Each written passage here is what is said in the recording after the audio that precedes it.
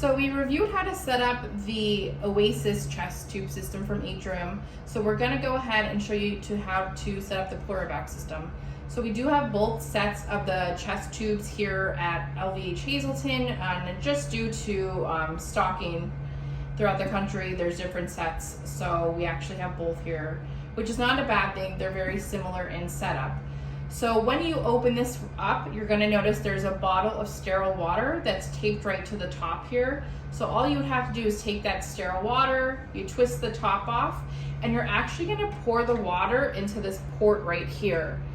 Once you dump the whole container of water in there, which is about 45 to 40 mLs of water, you're gonna go ahead and notice that your water level should be filled to this 2 centimeter mark.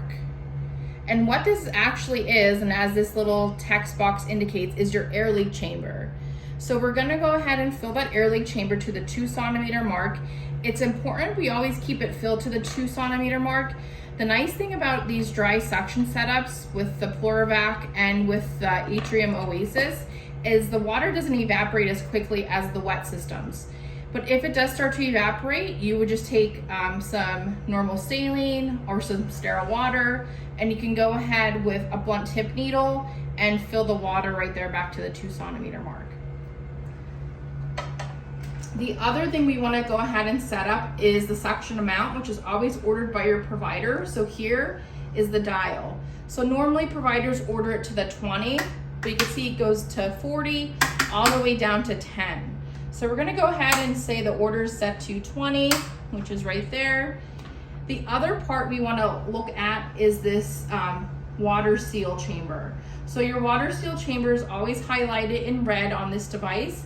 And all this is to let you know that the patient has that good negative pressure reinstalled back to the lungs. So if I take a deep breath in, you should see this water level rise, and if I exhale, this water level should come back down to normal. Sometimes the water level will get stuck up higher, especially if the patient's like having a coughing fit.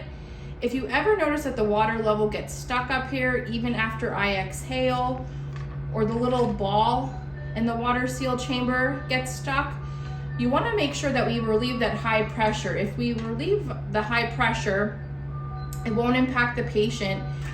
So what you wanna do is go ahead and press this black high vent button on the top of the device. Just press it in, and then you'll notice that this water level does return to normal.